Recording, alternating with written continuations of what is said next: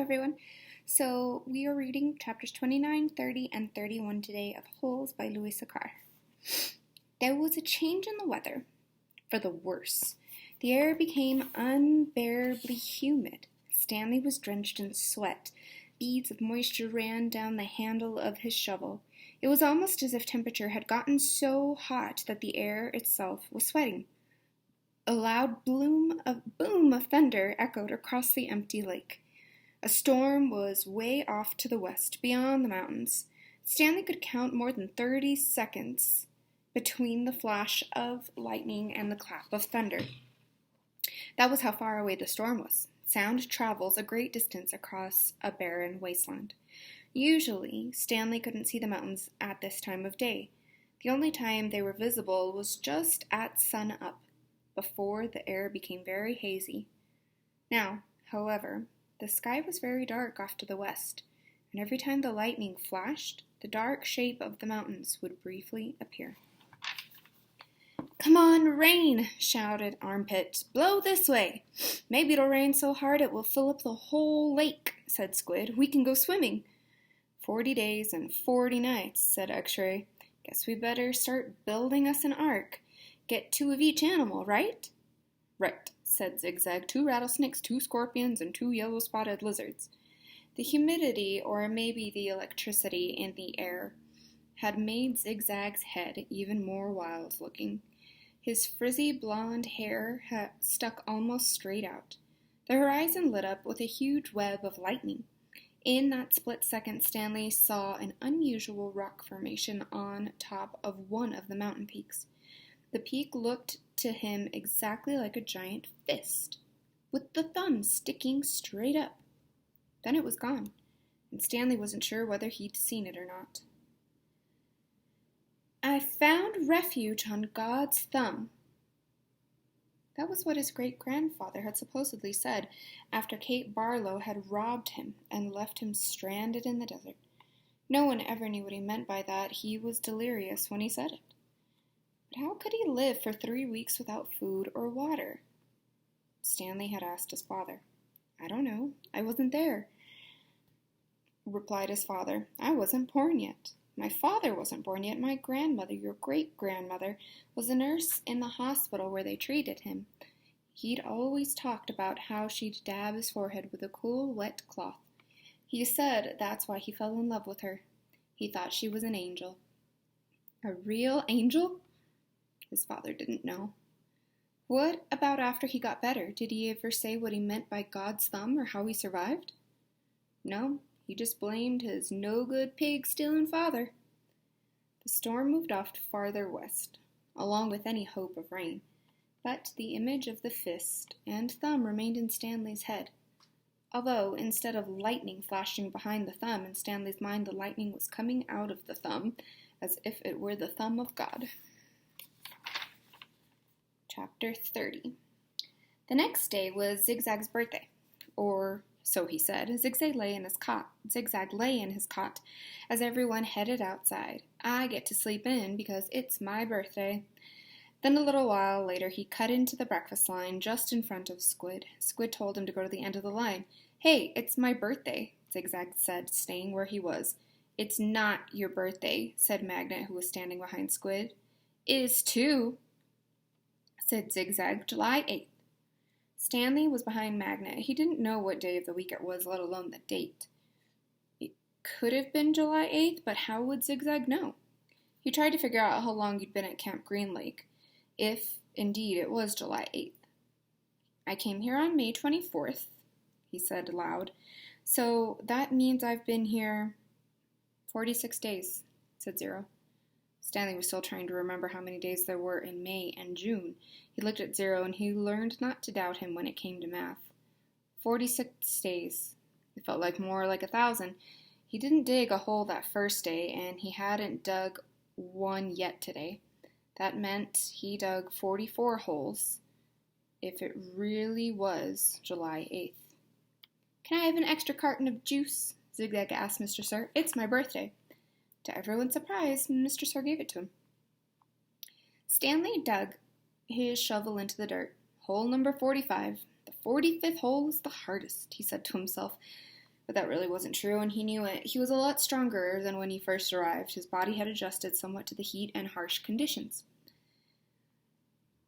Mr. Sachar was no longer depriving him of water. After having to get by on one less water for a week or so, Stanley now felt like he had all the water he could want. Of course, it helped when Zero dug some of his hole for him each day, but that wasn't as great as everyone thought it was. He always felt awkward while Zero was digging his hole, unsure of what to do with himself. Usually he stood around for a while before sitting off by himself on the hard ground with the sun beating down on him. It was better than digging, but not a lot better. When the sun came up a couple of hours later, Stanley looked for the thumb of God. The mountains were little more dark shadows on the horizon. He thought he could make out a spot where the top of the mountains seemed to jet upward, but it didn't seem very impressive. A short time later, the mountains were no longer visible, hidden behind the glare of the sun reflecting off the dirty air. It was possible, he realized, that he was somewhere near where Kate Barlow had robbed his great-grandfather. If that was really her lipstick tube he'd found, then she must have lived somewhere around here. Zero took his turn before the lunch break, and Stanley climbed out of his hole and Zero climbed down into it. "Hey, caveman," said Zigzag, "you should get a whip. Then, if your slave doesn't dig fast enough, you can crack it across his back." "He's not my slave," said Stanley. "We have a deal, that's all." "A good deal for you," said Zigzag. "It was Zero's idea, not mine." "Don't you know, Zig?" said X-Ray, coming over. "Caveman's doing Zero a big favor. Zero likes to dig holes." "He sure is a nice guy to let Zero dig his hole for him," said Squid. "Well, what about me?" said Armpit. "I like to dig holes too. Can I dig for you, Caveman, after Zero's finished?" "No, I want to," said Zigzag. "It's my birthday." Stanley tried his best to ignore them. Zigzag kept at it. "Come on, Caveman, be a pal. Let me dig your hole." Stanley smiled as if it were all a big joke. When Mr. Pendanski arrived with the water and lunch, Zigzag offered Stanley his place in line. "Since you're so much better than me." Stanley remained where he was. "I didn't say I was "You're insulting him, Zig," said X-Ray. "Why should Caveman take your place when he deserves to be at the front? He's better than all of us, aren't you, Caveman?" "No," said Stanley. "Sure you are," said X-Ray. "Now come to the front of the line where you belong." "That's okay," said Stanley. "No, it's not okay," said X-Ray. "Get up here." Stanley hesitated, then moved to the front of the line. "Well, this is a first," said Mr. Pendanski. Coming around the side of the truck, he filled Stanley's canteen and handed him a sack lunch. Stanley was glad to get away. He sat between his hole and Zero's. He was glad that he'd be digging his own hole for the rest of the day. Maybe the other boys would leave him alone. Maybe he shouldn't let Zero dig his hole for him anymore, but he needed to save his energy to be a good teacher. He bit into a sandwich which contained some kind of meat and cheese mixture that came in a can. Just about everything at Camp Green Lake came in a can. The supply truck came once a month. He glanced up to Zigzag and Squid walking toward him. "I'll give you my cookie if you let me dig your hole," said Zigzag. Squid laughed. "Here, take my cookie," said Zigzag, holding it out for him. "No thanks," said Stanley. "Come on, take my cookie," said Zigzag, sticking it in his face. "Leave me alone," said Stanley. "Please eat my cookie," said Zigzag, holding it under Stanley's nose. Squid laughed, and Stanley pushed it away. Zigzag pushed him back. "Don't push me." "I didn't." Stanley got to his feet. He looked around, and Mr. Pendanski was filling Zero's canteen. Zigzag pushed him again. "I said, don't push me." Stanley took a step backward, carefully avoiding Zero's hole. Zigzag kept after him. He shoved Stanley and said, "Quit pushing!" "Lay off," said Armpit, as he, Magna, and X-Ray joined them. "Why should he?" snapped X-Ray. "Caveman's bigger. He can take care of himself." "I don't want any trouble," said Stanley. Zigzag pushed him hard. "Eat my cookie," he said. Stanley was glad to see Mr. Pendanski coming toward them, along with Zero. "Hi, Mom," said Armpit. "We were just fooling around." "I saw what was going on," Mr. Pendanski said. He turned to Stanley. "Go ahead, Stanley," he said. "Hit him back. You're bigger." Stanley stared at Mr. Pendanski in astonishment. "Teach the bully a lesson," said Mr. Pendanski, and Zigzag hit Stanley on the shoulder with his open hand. "Teach me a lesson," he challenged. Stanley made a feeble attempt to punch Zigzag, then felt a flurry of fists against the back of his head and neck. Zigzag had hold of his collar with one hand and was hitting him with the other. The collar ripped and Stanley fell backward on the dirt. "That's enough," Mr. Pendanski yelled. It wasn't enough for Zigzag. He jumped on top of Stanley. "Stop!" shouted Mr. Pendanski, and the side of Stanley's face was pressing flat against the dirt. He tried to protect himself, but Zigzag's fists slammed off his arms and pounded his face into the ground. All he could do was wait for it to be over. Then, suddenly, Zigzag was off him. Stanley managed to look up and saw that Zero had his arm around Zigzag's long neck. Zigzag made a gagging sound as he desperately tried to pry Zero's arm off of him. "You're going to kill him," said Mr. Pendanski, shouting. Zero kept squeezing, and Armpit charged into them. Freeing Zigzag from Zero's chokehold, the three boys fell to the ground in different directions, and Mr. Pendanski fired his pistol in the air. The other counselors came running from the office. The tents were out on the lake. They had their guns drawn, but holstered them when they saw the trouble was over, and the warden walked over from her cabin. "There was a riot," said Mr. Pendanski told her. "Zero almost strangled Ricky." The warden looked at Zigzag, who was still stretching and massaging his neck. Then she turned her attention to Stanley, who was obviously in worse condition. "What happened to you?" "Nothing. It wasn't a riot. Ziggy was beating up the caveman," said Armpit. "Then Zero started choking Zigzag, and I had to pull Zero off of Zigzag.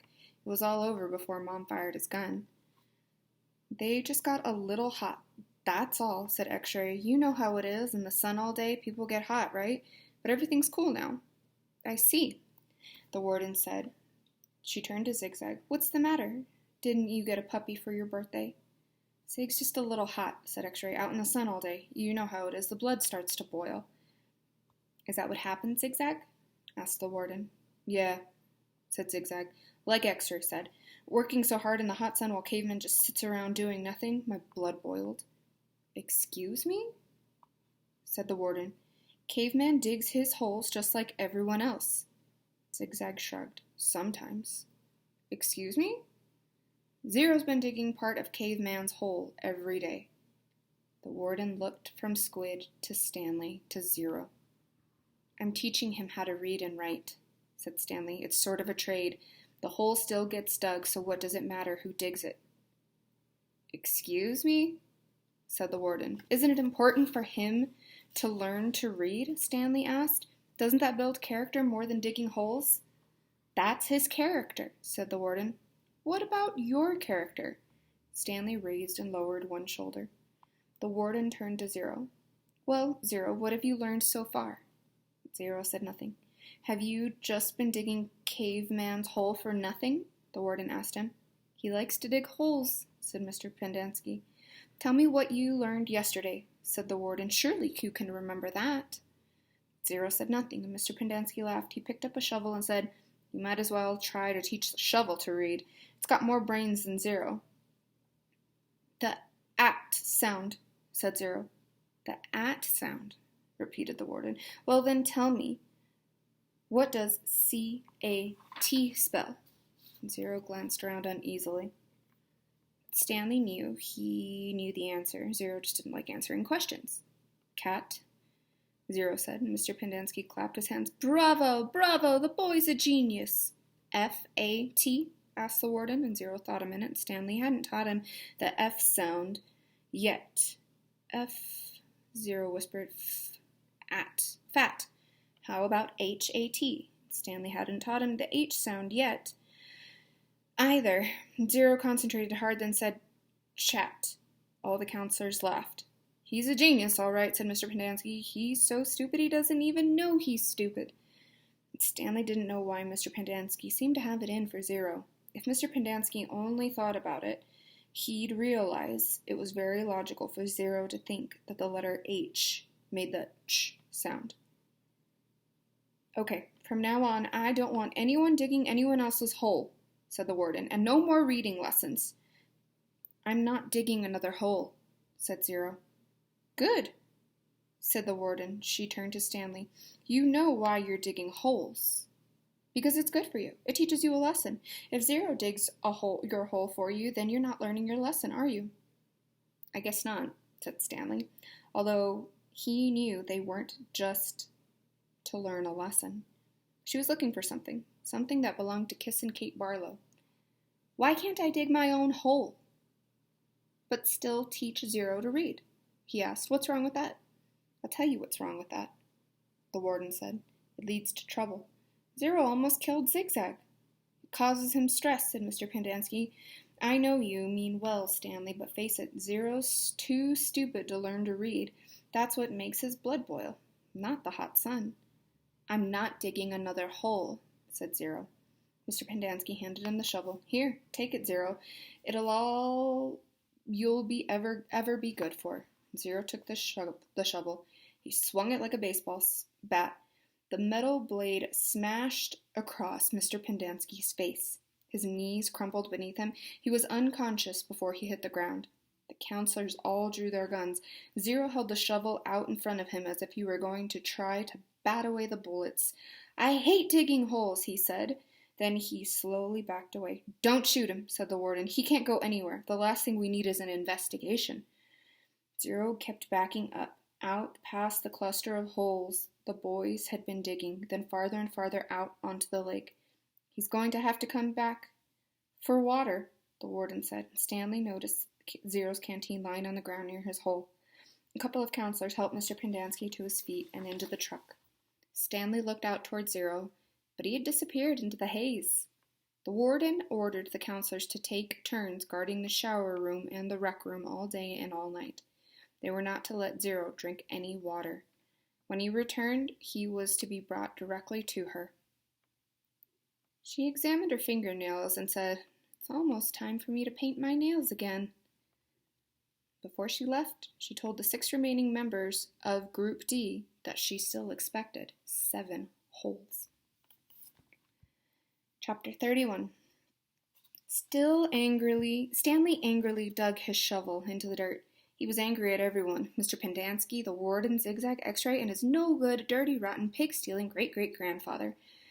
But mostly he was angry at himself. He knew he never should have let Zero dig part of his hole for him. He still could have taught him to read. If Zero could dig all day and still have the strength to learn, then he should have been able to dig all day and still had the strength to teach. What should he do, he thought, was go after Zero, but he didn't. None of the others helped him dig Zero's hole, and he didn't expect them to. Zero had been helping him dig his hole. Now he had to dig Zero's. He remained out on the lake digging during the hottest part of the day, long after everyone else had gone in. He kept an eye out for Zero, but Zero didn't come back. It would have been easy to go after Zero. There was nobody to stop him. He kept thinking that's what he should do. Maybe they would climb to the top of the Big Thumb. If it wasn't too far away, and if it was really the same place where his great-grandfather found refuge. And after 100 years or so, water was still there. It didn't seem likely, not when an entire lake had gone dry. And even if they did find refuge on Big Thumb, he thought, they'd still have to come back here eventually. Then they'd both have to face the warden and her rattlesnake fingers. Instead, he came up with a better idea, although he didn't have it quite figured out yet. He thought that maybe he could make a deal with the warden. He'd tell her where he really found the gold tube if she wouldn't scratch Zero.